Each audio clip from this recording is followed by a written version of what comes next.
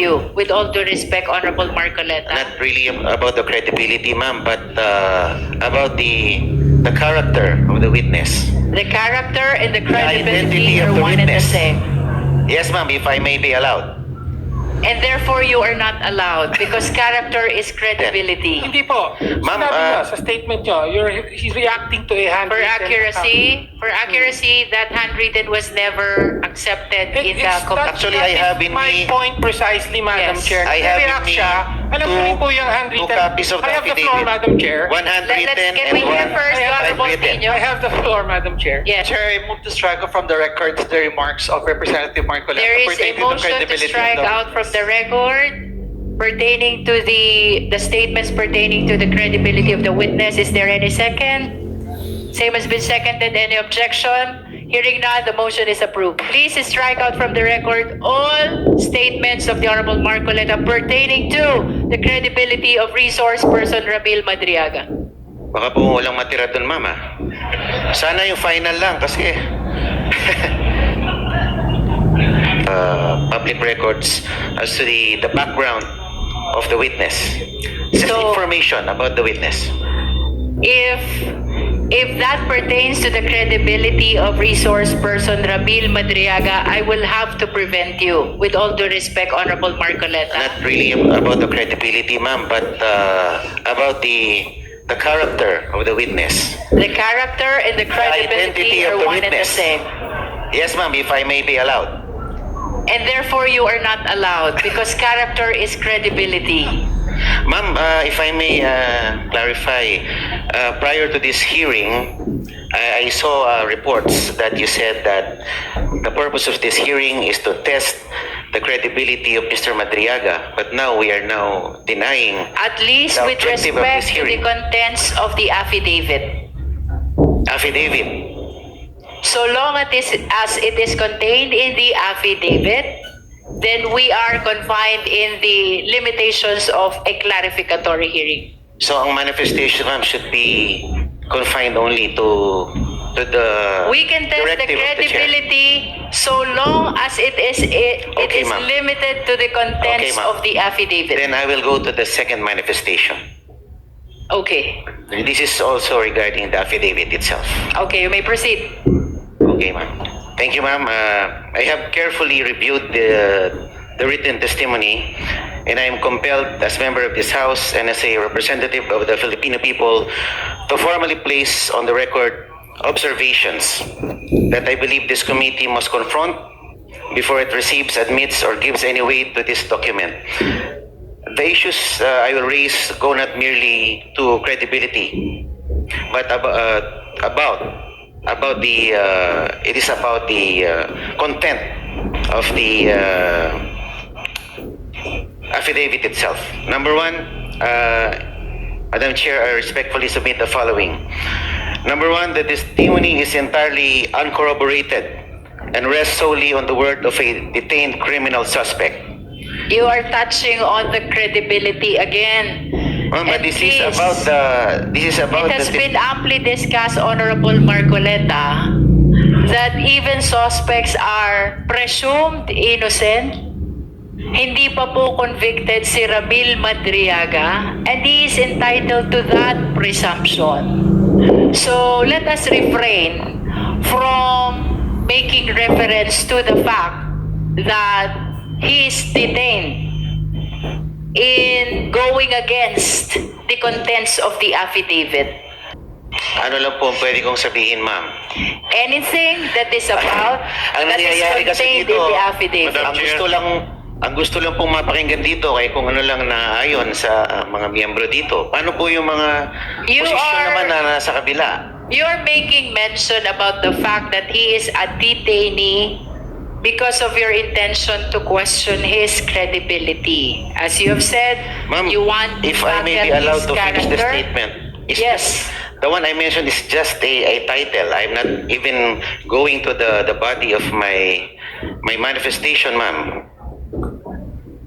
Ano, title pa lang po sinasabi ko. I'm being prevented All right, from please speaking. proceed.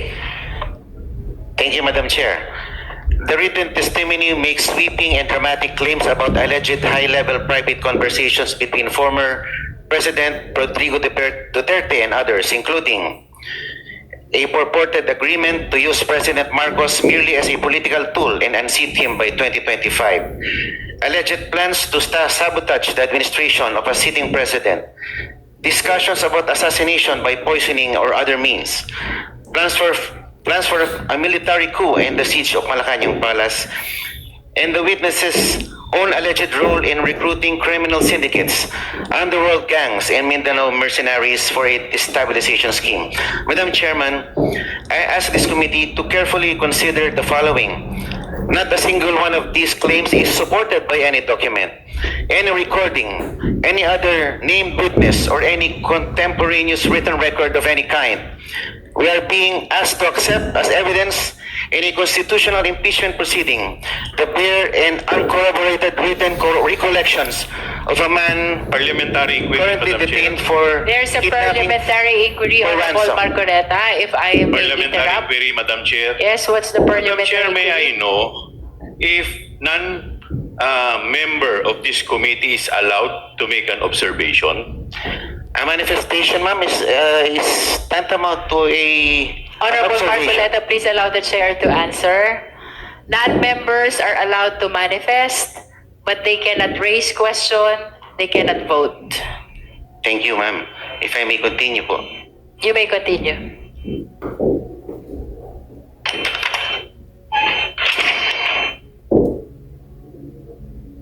We are being asked to accept as evidence in a constitutional impeachment proceeding the bare and uncorroborated written recollections of a man currently detained for kidnapping for ransom, a man whom the PNP anti-kidnapping group officially described as the leader of one of the most dangerous criminal syndicates in recent Philippine history.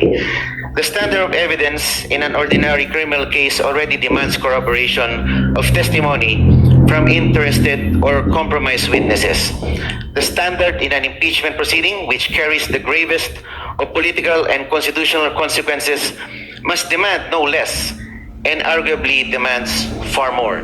Number two, Madam Chair, the witness places himself as an active participant in the very conspiracy he described. Madam Chairman, I wish to draw the committee's attention to a point that I believe has not been sufficiently examined. This witness is not a passive observer of the events he describes. By his own written account, he is an active and willing participant in them. According to this written testimony, if I may read, Madam Chair, the witness claims he was personally consulted by the former President Duterte and offered strategic advice. He personally recommended the creation of a dedicated security unit for the Vice President and identified its headquarters.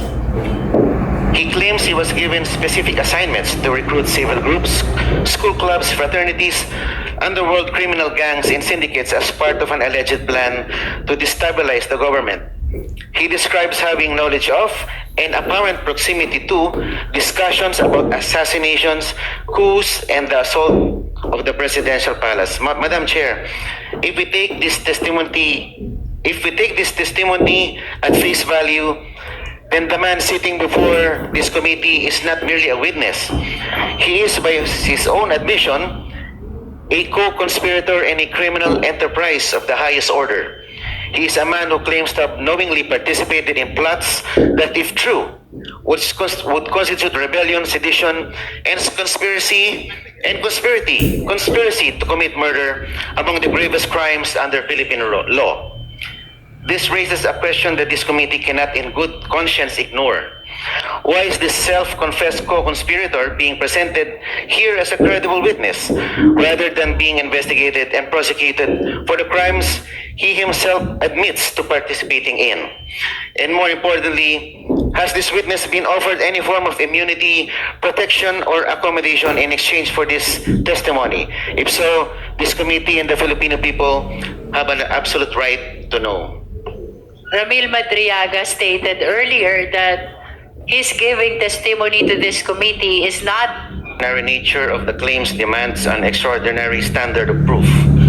Madam Chair, there is a principle recognized in law, in logic, and in common sense. Extraordinary claims require extraordinary evidence. The allegations in this written testimony are not ordinary.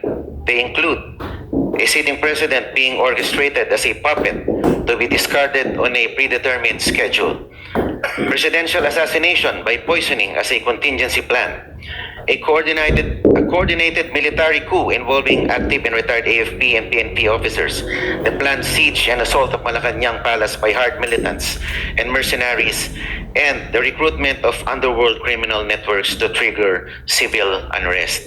These are not allegations, Madam Chair, of budgetary irregularities or administrative lapses. These are allegations of a massive, multi-layered conspiracy, criminal conspiracy at the highest levels of Philippine political and military life. If true, they would represent the most serious threat to Philippine democracy in recent memory. And yet, they are presented to this committee supported by nothing more than a handwritten account from a man facing serious criminal charges If I of his may own. interrupt, Honorable Marcoleta.